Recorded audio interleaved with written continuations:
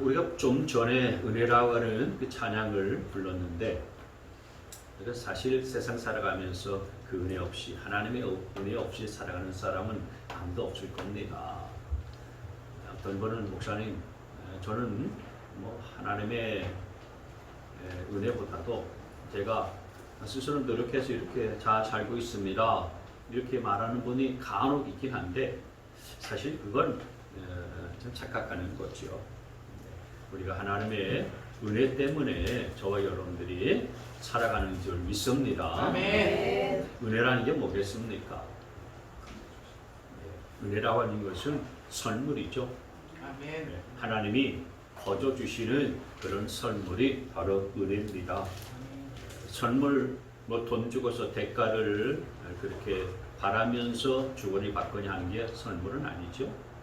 그냥 주고 거저 값없이 얻는 것이 선물인 것처럼 하나님의 은혜도 마찬가지예요. 저와 여러분은 거저 주시는 하나님의 그런 은혜를 받고 살아가는 자인 줄 믿습니다. 네. 오늘 본문에도 보면은 이 하나님의 은혜를 입은 사람이 나오는데, 오벳 에돔이라고 하는 사람입니다. 이 오벳 에돔이 하나님의 축복을 많이 받았다고 말씀하고 있습니다. 하나님의 은혜가 임하니까 하나님의 축복이 임하게 된 거예요. 이 오벳 에돔이 하나님의 은혜를 어떻게 입었는지 한번 보도록 하겠습니다. 오늘 본문을 보면 다윗이 예루살렘 성을 점령하고 수도를 정하고 난 다음에 생각하기를, 이제 하나님의 궤를 이곳으로 옮겨와야겠다, 이렇게 생각을 했어요. 하나님의 궤, 주님의 궤, 언약궤라고도 하고 법궤라고도 하고 또 증거궤라고도 하는데, 이 궤 안에는 그 십계명이 새겨진 두 돌판이 들어가 있었죠. 그리고 아론의 쌍난 지팡이도 그 안에 들어가 있고, 또 하나님께서 이스라엘 백성들 40년 동안 광야 생활할 때에 먹이시고 입히신 증거였던 만나, 그 만나 항아리도 들어가 있어요. 그래서 이 하나님의 궤는 일종의 하나님의 임재를 상징하는 것이라고 볼 수 있고, 또 하나님과 이스라엘 백성들과의 계약을 상징하는 아주 중요한 그런 선물이에요. 근데 이 하나님의 궤가 블레셋에게 뺏겼다가 아비나답이라고 하는 사람의 집에 한 20여 년 동안 있었어요. 그래서 다윗이 이제 그 하나님의 궤를 이제 예루살렘을 점령하고 난 다음에 이곳으로 옮겨와야 되겠다, 이렇게 생각을 했었던 겁니다. 근데 그 하나님의 궤를 옮겨오는데 어떻게 옮겨올까, 이렇게 생각을 하면서, 사실은 하나님의 궤를 옮기는 방법이 따로 있는데 다윗과 그 주변의 사람들은 자기들 방식으로 하나님의 궤를 옮기기로 했어요. 그래서 소가 끄는 수레에다가 하나님의 궤를 딱 싣고서 앞뒤에 특별히 이 아비나답의 두 아들인 아히요와 우사라고 두 사람이 그 수레를 끌고 그렇게 갈 수 있도록 그렇게 했습니다. 그런데 그렇게 수레에다가 하나님의 궤, 하나님의 언약궤를 싣고서 옮겨가는 도중에 나군이라고 하는 사람의 타작마당에 이르렀을 때 소가 갑자기 날뛰기 시작했어요. 그러니까 소가 날뛰니까 이 수레에 있던 하나님의 궤가 떨어질 수 있지 않겠어요? 그래서 떨어지지 않도록 하기 위해서 우사라고 하는 사람이 뒤에 있다가 그 궤를 손으로 꼭 붙들었어요. 떨어지지 않도록. 근데 그 장면을 보고서 하나님께서 진노하셔서 우사를 치셔가지고 그 자리에 그냥 죽게 만드셨다 이거예요.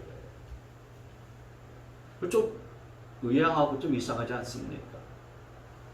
우사는 그 하나님의 궤가 그 수레가 덜컹거리는 바람에 떨어질까봐 해서 떨어지지 않도록 꼭 붙든 것뿐인데, 하나님이 진노하셨어요.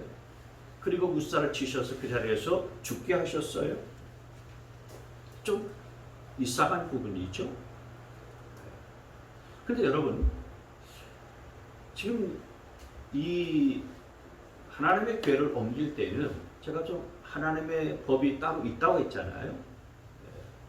하나님의 교회를 옮길 때는 이런 방식으로 옮기는 게 아니고 하나님이 이렇게 옮겨야 된다라고 정해놓으신 법이 있어요. 우사가 그 하나님의 법을 어긴 거예요. 하나님의 법을 어겼기 때문에 하나님께서 진노하셨고 그 우사가 죽은 거거든요. 이 하나님의 교회를 옮길 때는 크게 세 가지 하나님께서 정해놓으신 그 법이 있습니다. 그 정해놓으신 규칙이 있어요. 첫째는 뭐냐면 레위 자손들 가운데서 고핫 자손들이 이 하나님의 교회를 옮겨야 했었어요. 옮길 대상이 아무나 옮길 수 있는 게 아니라 이거죠. 고핫 자손들이어야 된다는 거죠. 그리고 두 번째는 지금 이 소가 끄는 수레에다가 하나님의 교회를 옮겨갔잖아요. 이것도 하나님이 정해주신 법이 아니에요. 옮길 때는 고핫 자손들이 어깨에다 메고서 직접 옮겨야 했어요. 그리고 세 번째는 만약에 거기 손을 대게 되면 이거 중요한 성물이기 때문에 하나님은 죽을 것이라고 그렇게 분명히 말씀을 하시고 경고하셨거든요. 이 말씀이 민수기 4장 15절 이 말씀이에요. 고핫 자손들이 와서 맬 것이다. 고핫 자손들 그리고 메고 가야 된다. 성물을 만지지 마라. 만지면 어떻게 된다고 그랬습니까? 죽으리라. 죽는다라고 말씀을 하신 거예요. 그러니까 우사가 죽은 것은 괜히 죽은 게 아니고 이런 하나님의 말씀을 어겼기 때문에 죽은 겁니다. 그래서 우사가 이 하나님의 교회를 옮기려고 하다가 이렇게 죽은 것을 보고서 다윗이 굉장히 당황했어요. 사실 다윗은 하나님의 교회를 옮겨올 때에 너무 기쁘고 감격스러웠거든요. 그래서 온갖 악기들을 다 동원해서 찬양하면서 하나님의 교회가 다윗성으로 옮겨오는 것에 대해서 신이 나가지고 그렇게 맞이하고 하나님의 교회를 모시고 옮겨오는데 이 우사가 이렇게 죽으니까 너무 그렇게 당황된 겁니다. 그래서 하나님의 교회를 다시 되돌려 갈 수도 없는 것이고 거리에 방치해 놓을 수도 없는 그런 상황 속에서 주변을 살펴보니까 오벳 에돔이라고 하는 사람이 집이 있는 거예요. 그래서 다윗이 오벳 에돔에게 다음 올 때까지 하나님의 교회를 너희 집에 좀 잠시 모셔놓자. 그렇게 하면 좀 좋겠다. 그래서 오벳 에돔이 그렇게 하겠노라고 하고서 하나님의 교회를 이제 오벳 에돔의 집에 두게 됐어요. 석 달 동안 하나님의 교회가 오벳 에돔의 집에 머물게 됐습니다. 그리고 그 하나님의 교회가 석 달 동안 오벳 에돔의 집에 있는 동안에 그 집은 하나님의 복을 받았어요. 오늘 11절 말씀이 이 말씀이거든요. 같이 한번 읽겠습니다. 시작. 그래서 주님의 교회가 가드 사람 오벳 에돔의 집에서 석 달 동안 머물렀는데 그때에 주님께서 오벳 에돔과 그의 온 집안에 복을 내려 주셨다. 여러분, 모든 복은 하늘에서부터 하나님에게서 주어지는 것임을 믿으시기를 바랍니다. 하나님이 복을 주셔야, 은혜를 주셔야 우리가 복을 받는 거예요. 우리는 세상에서 내가 열심히 일하면은 복을 받는 거지 이렇게 생각을 합니다. 맞습니다. 우리가 열심히 일하면 뭔가를 얻습니다. 근데 여러분, 문제는 하늘의 문이 닫히면은 아무것도 얻을 수 없다는 거예요. 하나님이 하늘의 문을 딱 닫아버리시면은, 그래서 비가 오랫동안 내리지 않으면은 땅이 메말라 버리고 생명이 다 죽어버리지 않습니까? 반면에 하나님께서 하늘의 문을 딱 여시면은 하늘에서 비가 내려서 땅이 촉촉하게 적셔지면서 풍요로워지고요, 땅이 많은 생명의 열매를 맺게 되어지는 겁니다. 따라서 한번 문을 열면 닫을 자가 없고 또 한번 닫으면 열 자가 없는 하나님께서 복을 주셔야 저와 여러분이 축복을 누릴 수 있다는 사실들을 믿으시기를 바랍니다. 아멘. 오벳 에돔의 집에 하나님의 교회가 머물러 있었다라고 하는 것은 바꿔 얘기하면 하나님의 은혜와 하나님의 축복이 그 가정 가운데 임했다는 말과 똑같은 말인 거예요. 아멘. 하나님의 은혜가 임해야 우리가 축복을 받게 되는 줄 믿습니다. 아멘. 은혜가 임해야 복을 받습니다. 아멘. 한번 따라서 합시다. 은혜가 임해야 복을 받는다. 시작. 은혜가 임해야 복을 받는다. 아멘. 하나님의 은혜가 임해야 우리가 복을 받는 거예요. 하나님의 은혜가 우리 가정에 임해야 우리 가정이 잘 되는 것이고, 하나님의 은혜가 우리 자녀들에게 임해야 우리의 자녀들이 잘 되는 것이고요. 하나님의 은혜가 우리 교회에 임해야 우리 교회가 놀라운 역사가 기적이 일어나는 교회가 되는 줄 믿습니다.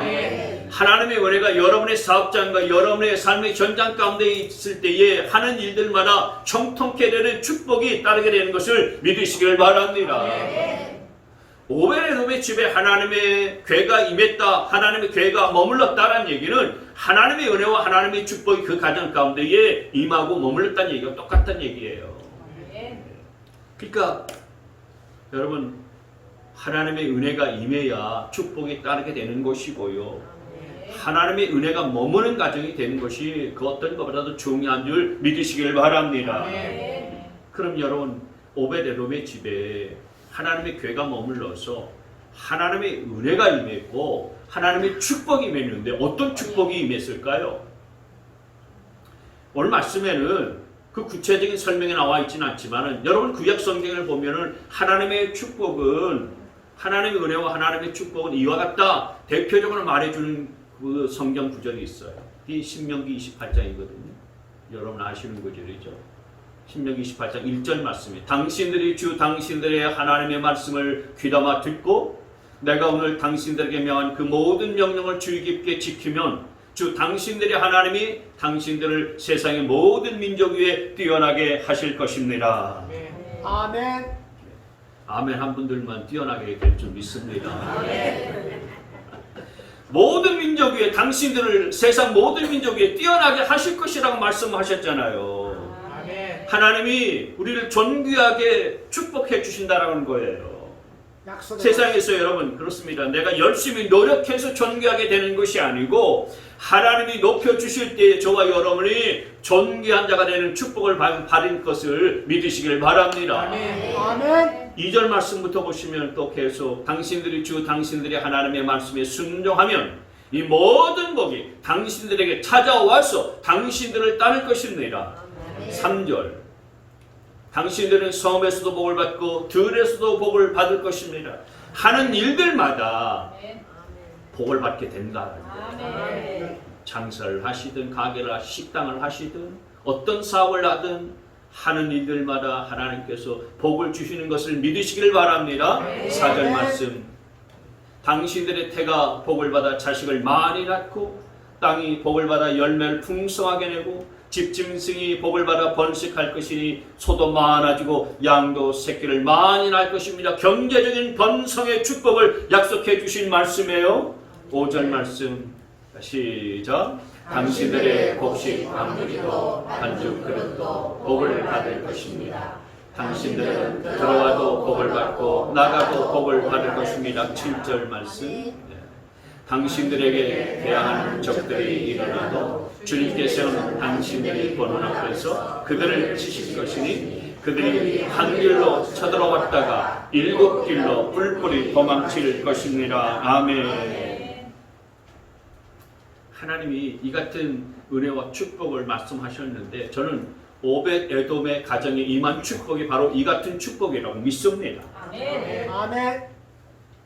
여러분 오벳에돔은 하나님의 궤를 우리 집에 유치해야 되겠다. 하나님의 궤를 우리 집에 모셔야 되겠다. 이렇게 계획한 사람 아니었어요.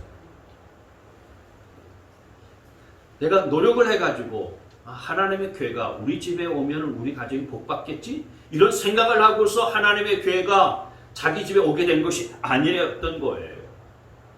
자기가 노력해가지고서 하나님이 이렇게 말씀하신 복을 받은 자가 아니었던 거예요. 이 엄청난 축복은 어떻게 왔냐? 그냥 하나님의 궤를 자기가 그냥 자기가 스스로 모셔가지고 모신 게 아닌 거죠. 어떻게 보면은 얼떨결에 그냥 다윗이 좀 머물렀으면 하나님의 궤를 보관해 줬으면 좋겠다. 그래가지고 하나님의 궤를 모시게 된 상황인데 그런 상황인데도 불구하고 하나님의 교회가 그 집안에 있으니까 그 가정이 복을 받았다 이거거든요. 그냥 거저 받은 거 아닙니까? 선물로 받은 거예요. 그래서 그게 은혜인 것입니다. 여러분, 하나님의 교회를 우리 가정에 모시면은 하나님의 은혜가 임하고 하나님의 축복이 우리 가정 가운데 임하게 되는 줄 믿으시길 바랍니다. 아멘. 그러니까 하나님의 교회를, 하나님의 언약궤를, 하나님의 법궤를 우리 가정에 모시고 우리 심령에 모시는 자가 되면 하나님의 은혜는 저절로 부어지고 하나님의 축복은 자연스럽게 따라오게 되는 줄 믿습니다. 그래서 우리가 이 말씀 통해서 두 가지 교훈을 얻을 수가 있는데요. 첫째는 넘기세요. 하나님의 임재가 있는 곳에 하나님의 축복이 있다는 거예요. 같이 한번 읽습니다. 시작. 하나님의 임재가 있는 곳에 하나님의 축복이 있다. 하나님의 교회는 제가 말씀드렸잖아요. 하나님의 임재를 상징하는 것이다. 하나님과의 또 계약을 상징하는 것이다. 말씀드렸지 않습니까? 그러니까 하나님의 궤가 있다는 얘기는 그냥 이런 박스, 궤가, 그냥 상자가 있는 것에 그치는 게 아니에요. 하나님의 궤는 하나님의 임재를 뜻하는 것이고 하나님과의 계약을 뜻하는 것이고 하나님의 말씀을 상징하는 것이기 때문에 곧 하나님이 우리 가정에 계신 것과 똑같은 거예요. 하나님이 우리 가정에 임재하시고 머물러 있는 것과 똑같은 겁니다. 그 하나님의 임재가 이곳에 있으니 하나님의 축복은 자연스럽게 따라오게 되어지는 거지요. 오벳에돔의 집에 하나님의 교회가 석 달 동안 있었다 이거예요. 바로 그것 때문에 하나님께서는 오벳에돔의 가정에 복을 부어 주시는 거예요. 11절 말씀 다시 한번 읽습니다. 시작. 그래서 주님의 교회가 가드 사람 오벳에돔의 집에서 석 달 동안 머물렀는데 그때에 주님께서 오벳에돔과 그의 온 집에 복을 내려 주셨다. 아멘. 근데 여러분, 하나님의 교회가 오벳에돔의 집에 있는 동안에 그 집이 복을 받았다. 이거 쉽게 생각해서는 안 되는 문제예요. 생각해 보십시오. 하나님의 교회가 자기 집에 이제 머물러 있도록 하자라고 다윗 왕이 그렇게 얘기했을 때 오벳에돔의 반응이 어땠겠습니까? 여러분, 이건 그냥 좀 지나가다가 물건 좀 잠깐 좀 맡겨놓자 이런 얘기가 아니거든요. 왜냐하면 조금 전에 웃사가 그 하나님의 교회를 건드리다가 죽었잖아요. 그러니까 이건 그냥 물건 하나 집에 그냥 보관해 놓고 맡아준 그런 정도가 아닌 거예요. 그 하나님의 교회가 우리 집에 와서 웃사가 죽은 것처럼 잘못 건드렸다가 우리 자식이 죽으면 어떡하? 아니면 잘못 건드렸다가 내가 죽으면은 누구 죽을 일 있습니까? 보통 사람들은 그렇게 반응하지 않겠어요. 그러니 우리 집은 죄송하지만 안 되겠습니다. 다른 것 알아보시죠. 여러분, 우리는 결론을 알고 있기 때문에 이 하나님의 교회가 오벳에돔의 집에 석 달 동안 있는 동안 하나님께서 그 가정에 복을 주셨고 은혜를 주셨다는 사실들을 알기 때문에 이게 아무런 문제가 없고 하나님의 교회가 들어온다는데 그건 뭐가 문제가 되나? 뭐 그거 그렇게 반응을 그렇게 보일 필요가 뭐가 있겠나 이렇게 생각하지만은 사실은 그게 아니었다는 거예요. 조금 전에 우사가 죽는 것을 봤기 때문에 그냥 선뜻 좋습니다. 우리 집에 이렇게 모셔놓지요. 이렇게 좋은 반응을 가지고서 맞이할 사람은 사실은 없었던 거예요. 그런데 그럼에도 불구하고 이 오벳에돔이 복을 받은 것은요, 순종했다라고 하는 것입니다. 하나님의 교회를 자기 집에 들여놓는 일들에 순종을 한 거예요. 다른 사람은 다 두려워하고 난감해하고 또 다 피하고 싶은 그런 상황인데도 불구하고 이게 하나님의 뜻이고 하나님이 원하시는 거라면 내가 희생을 각오하고서라도 하나님의 교회를 우리 집안에 보관해 놓겠습니다 라고 하는 이런 순종의 마음이 오벳에돔 가운데에 있었다라고 하는 거죠. 여러분, 저와 여러분에게도 이런 마음이 있어야 되리라 믿습니다. 우리가 때때로는 교회에서나 또 하나님 나라를 위해서 어떤 일들을 맡길 때에 힘들고 귀찮아서 피할 때가 있지 않습니까? 또 이렇게 요구하는 것이 많나? 이것도 하라고 하고 저것도 하라고 하고 뭐 요청하는 것이 이렇게 많나?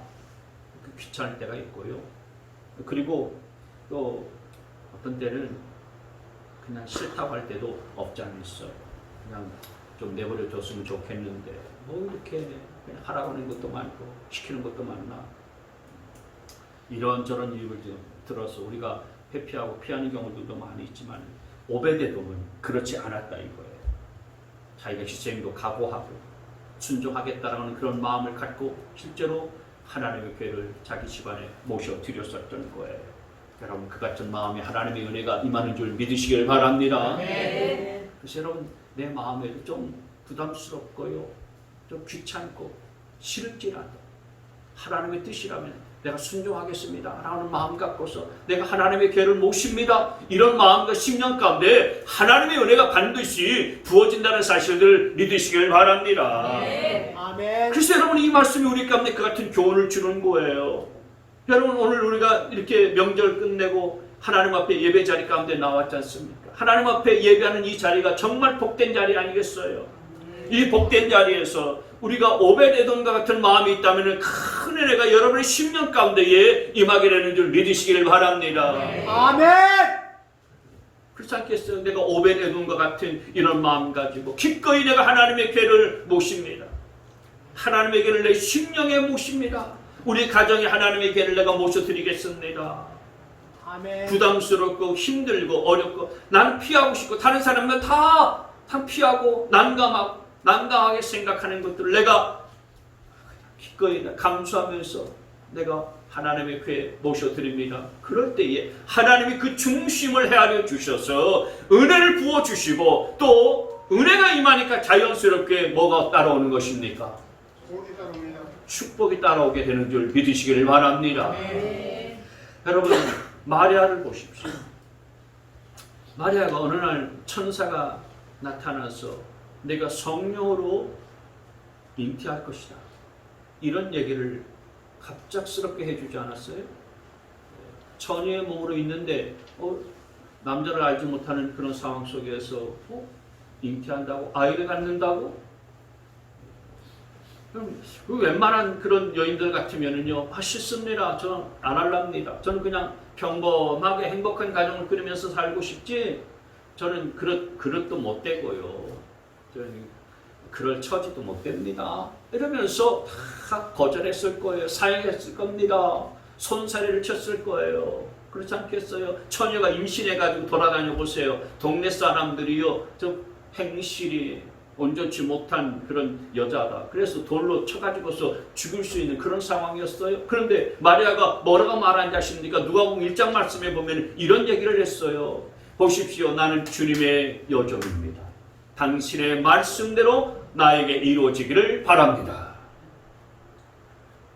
그러니까 천사가 해주는 말을 하나님의 말씀으로 받고 말씀대로 되어지기를 원합니다 라고 그렇게 이야기를 했어요. 그리고 그 말씀 앞에 순종했고요. 그리고 그 모든 일들을 감당했던 거예요. 자기 인생의 평안함도 좋고 또 자기가 행복을 누리는 것도 좋지만은 그러나 하나님의 뜻과 하나님의 말씀 앞에서 먼저 순종하는 마음을 갖고 있었기 때문에 이 마리아에게 하나님의 은혜가 부어지고 하나님의 능력이 더하여지게 된 줄 믿습니다. 아멘. 아멘. 마리아 위에 하나님의 능력이 임했다. 아멘. 이게 사실은 이 마리아의 마음과 심정, 오벳에돔의 마음과 심정과 똑같은 거예요. 그래서 오벳에돔이나 마리아에게 다 하나님의 은혜가 임했었던 것입니다. 저와 여러분이 이제 교회 와서 예배를 드릴 때도 그렇고요, 기도할 때도 그렇고, 또 우리가 큰 일 아니라 작은 일들을 섬기며 돌보며 봉사할 때도 마찬가지예요. 이 오벳에돔과 또 마리아와 같은 그런 마음이 있을 때에 그런 수고와 헌신 가운데 하나님의 은혜가 부어지게 될 것을 믿으시기를 바랍니다. 네. 교회를 쓸고 닦는 것도 어떻게 보면은 그 대단한 일도 아니고 별거 아닌 것처럼 보여도요, 마음속에 여기가 그냥 상가 건물이 아니고 하나님의 성전이 있지. 이곳에 하나님이 임재하시는 곳이, 임재하시는 제단이 있지. 이런 마음과 이런 믿음 갖고서 정성을 내서 우리가 쓸고 닦다 보면 하나님이 그 마음을 지켜보시는 줄 믿습니다. 아멘. 아멘. 그 마음 가운데 하나님의 은혜를 부어주시는 거예요. 아멘. 그리고 은혜가 임하니까요, 축복이 자연스럽게 따라오게 되는 줄 믿습니다. 아멘.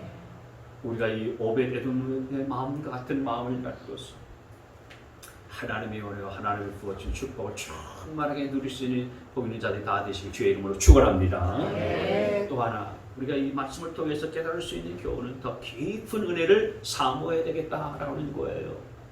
2장에 넘겨요. 시작. 더 깊은 은혜를 사모해야 한다. 여러분, 더 깊은 은혜를 사모하고 갈망할 때에 더 큰 은혜와 축복이 임한다는 사실들을 믿으시기를 바랍니다. 아멘. 사실 오베데돔은 처음에는 그랬을 거예요. 하나님의 괴를 모시고 있다가 잘못하면 하나님의 진노가 우리 집에 머무는 거 아니야?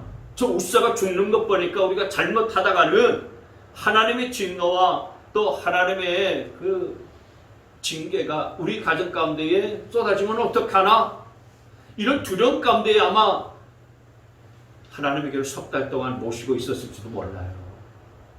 근데 석 달 후에 하나님의 진노가 임한 것이 아니고 오히려 하나님의 축복이 임했었던 겁니다. 그래서 이걸 경험하고 보니까요, 하나님의 은혜가 얼마나 놀랍고 감사한지 세상이 줄 수 없고 할 수 없는 큰 기쁨과 그리고 행복을 누리는 자가 됐다라고 하는 거예요. 근데 어느 날 다윗이 오더니 이제 하나님의 괴를 모시고 가야 되겠다. 그래서 하나님의 괴를 가지고 다윗으로 가버렸어요. 그러놨더니 오베데돔의 마음속에 허전함이 생겼어요. 허전함이라고 하는 것이 뭐가 없어서 허전한 것이 아니고요, 하나님의 괴가 더 머물렀으면 하는 그런 갈망함 속에서 오는 그런 허전함이었던 거죠. 오히려 하나님의 괴를 우리 집에 더 둬도 되는데, 아니 평생 우리 집에 보관해 놔도 모셔놔도 괜찮고 아무 상관이 없는데, 이런 갈망하는 마음에 허전함이 있었다 이거예요. 한번 하나님의 은혜를 딱 경험하고 하나님의 축복을 체험하다 보니까 하나님의 괴를 더 붙잡아 놓고 싶은 그런 마음이 있었던 거예요. 영적인 갈급함이 오베데돔의 마음 가운데 있었던 거예요. 여러분, 그렇습니다. 하나님의 은혜를 한번 체험하면 더 깊은 은혜를 갈망하게 대단한 것입니다. 그래서 오베데돔이 어떤 그런 작정을 했냐면, 내가 하나님의 괴가 있는 예루살렘으로 가야 되겠다.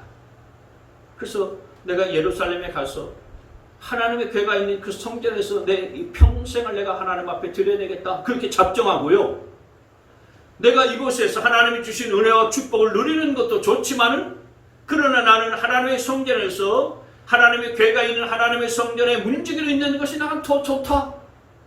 그래가지고 작정하고요, 다윗이 불러가지고서 그 성전으로 갔다고요. 오늘 본문에는 안 나오지만은 그게 열왕기 상인가 말씀에 나와요. 다윗이 이렇게 이 하나님의 괴를 옮길 때, 오늘 간단하게 옮긴 것 같지만은 그렇지 않아요. 다윗이 이 하나님의 괴가 옮겨올 때 축제를 벌였어요. 엄청 나라에 막 잔치를 벌여가지고서요, 아주 성대하게 하나님의 괴를 이제 맞이하고 모셔야 되는데, 그 중에 누가 있었냐면 오베데돔이 있었어요.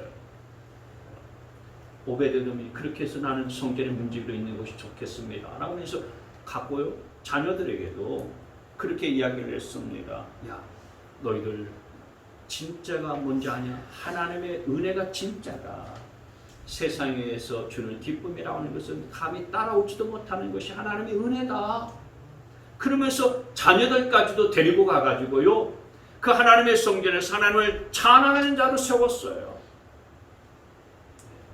하나님의 은혜와 하나님의 축복을 한번 경험하고 보니까 하나님이 주신 그런 축복, 하나님이 주신 선물도 참 좋고 귀한데, 하나님의 괴 옆에 있는 것이 더 좋더라 이거예요.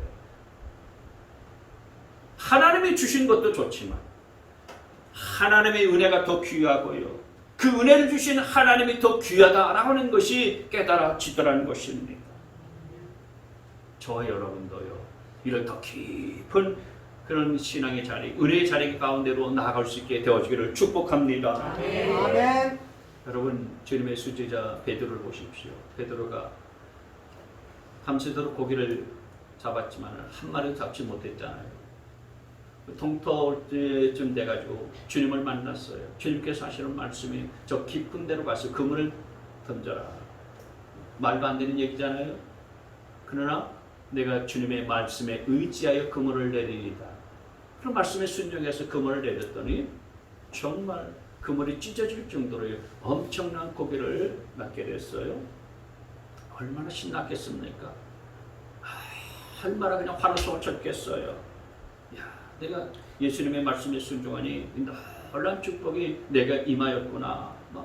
그렇게 감격스럽고 감동스럽게 참 그런 축복들을 누릴 수 있었는데 베드로가 주님께 한 말, 그 다음에 한 말, 주님 참 감사합니다. 다음에 또 한 번 더 해주십시오. 그렇게 말하지 않았어요. 뭐라고 얘기했냐면은 주님 앞에 딱 무릎 꿇고서 주님 저는 죄인입니다. 저를 떠나소서 그랬어요. 그러니까 물고기를 많이 잡은 것은 정말 기쁘고 감사하고 감격스러운 그런 일이었지만은 거룩하신 주님 앞에 서 있는 나 자신의 모습을 보니까 내가 얼마나 추악한 죄인인가를 발견하게 되고 보게 됐었던 거거든요. 그리고 정말 내게 필요한 것이 무엇인지를 깨닫게 되어지고요. 발견하게 됐거든요. 그래서 주님 저는 죄인입니다. 저를 떠나소서라고 그렇게 말한 거예요. 그래서 주님께서는 그런 베드로에게 나를 따라오너라. 내가 너로 하여금 사람을 낚는 어부가 되게 할 것이다. 그래서 베드로가 그물을 다 집어 던져버리고 주님을 따르는 죄가 된 거 아닙니까? 주님을 만나고 나서 더 깊은 은혜의 자리 가운데 들어가서 하나님이 기뻐하시고 하나님이 원하시는 일을 하는 그런 사람이 될 수가 있었다라는 거죠. 여러분 우리가 신앙생활 하다 보면 하나님의 은혜가 참으로 놀랍습니다. 우리 하나님께서는 교회 나온 지 얼마 안 된 초신자들에게 알맞는 그런 은혜를 부어주세요. 그렇게 좀 신앙이 자라가고 장성하면은 또 그에 알맞는 은혜를 주십니다. 보통 초신자가 어린 나이 신앙을 갖고 있을 때 하나님께 사탕 주세요 구하잖아요. 그러면 하나님께서는 그 아이에게 알맞도록 사탕을 그렇게 주십니다. 그래서 사탕을 주시면은 하나님이 내 기도에 이렇게 응답하시는 거 보니까 하나님이 살아계시는구나 이렇게 깨닫게 되고 믿게 되잖아요. 하나님 그 수준을 아시기 때문에 그에 알맞는 은혜를 주시는 거예요. 근데 이제 아이가 성장해서 청년이 되고 장년이 되고 성인이 이렇게 되었어요. 그러면 그때도요 성인이 된 그 사람이 이제 할아버지가 된 아버지에게 아빠 사탕 주세요 이렇게 하는 자녀는 없지 않습니까? 그런 자식은 없는 거예요. 장성한 어른이 되면은 뭐 합니까? 어떻게 하면은 내가 부모님을 더 기쁘게 해줄 수 있을까? 어떻게 하면 내가 부모님께 효도할 수 있을까? 이걸 생각하는 사람이 장성한 어른이에요. 우리의 믿음도 초보 신앙 때는 하나님 앞에 이것 주세요, 저것 주세요. 그러면서 그냥 구하는 것이 많아요. 그러나 믿음이 자라고 성장하다 보면 내가 어떻게 부모님을 기쁘시게 해드릴 수 있을까? 노를 어떻게 부모님 편안하게 모실 수 있을까? 그래서 부모님이 기뻐하는 것이 곧 나의 기쁨인 것들을 그렇게 깨닫고서 부모님을 기쁘게 해드리려고 애를 쓰지 않습니까? 우리가 신앙생활할 때도 마찬가지라는 거예요. 여러분, 내가 하나님께로부터 받은 것을 가지고서 기뻐하는 사람이 있는가 하면은 신앙이 좀 장성하고 성장한 사람은 이제는 받는 것보다 하나님을 어떻게 하면 더 기쁘게 해드릴 것인가 하는 것에 초점을 맞추는 분들도 있다 이거예요. 그러니까 그게 정말 진짜 그런 무엇이 하나님을 기쁘시게 드리는 것인지 그리고 어떻게 하는 것이 정말 진짜 신앙인 것인지 아는 사람인 거죠. 그 믿음의 깊은 자리에 그렇게 들어가다 보면, 은혜의 깊은 자리 가운데 들어가다 보면은 그렇게 하나님이 원하시는 것들을 할 수 있게 된다라고 하는 거예요. 그래서 그 은혜의 깊은 자리 가운데 들어가서 하나님의 영광을 위해서 내가 쓰임 받는다는 것들을 생각하면 이것이 얼마나 감사하고 영광스러운 일인지를 깨닫게 되어진다라는 것입니다. 사도 바울을 가만히 보세요. 사도 바울은 세상 사람들이 좋아하는 돈이나 명예나 이런 모든 것들을 뭘로 여겼냐면 배선으로 같이 여겼다고 말했습니다. 장차 하나님 앞에 서서 하나님이 내게 주실 영광에 비하면 이 땅의 모든 것들은 배설물과 같다, 아무것도 아니라는 거예요. 이 땅에 있는 것들이 다 필요 없다, 그 얘기가 아닙니다. 하나님께서 내게 주실 그 영광과 상급에 비하면 이 땅에 있는 것들은 정말 세 발의 피에도 못 미치는 하잘것없는 거란 얘기지요. 사도 바울이 그렇게 말할 수 있는 이유는 뭐냐면 그가 은혜의 깊은 자리 가운데 들어갈 수 있었기 때문에 그랬었던 것입니다. 믿음의 자리에 깊이 들어가서 모든 것들을 믿음의 눈으로 볼 수 있는 눈이 활짝 열렸기 때문에 이런 말을 할 수 있었던 거예요. 진짜 귀한 것이 무엇인지를 볼 줄 아는 눈이 열렸기 때문에 나는 세상의 부귀, 영화, 학벌 이런 것들 그것은 다 배설물로 여긴다 이라고 말할 수 있었던 겁니다. 뭐가 가치가 있고 뭐가 가치가 없는 것인지 볼 수 있는 눈이 있었던 거예요. 그렇기 때문에 저와 여러분도 더 큰 은혜를 사모하면서 더 깊은 은혜의 자리 가운데로 나갈 수 있는 우리 모두가 되시기를 축원합니다. 아멘. 그래서 하나님의 마음을 알고 진짜 귀한 것이 무엇인지를 깨닫고 정말 참된 축복이 무엇인지를 발견할 수 있는 저와 여러분 되시기를 바랍니다. 그래서 하나님이 기뻐하시는 삶을 사는 우리 모두가 다 되시기를 주님의 이름으로 축원합니다.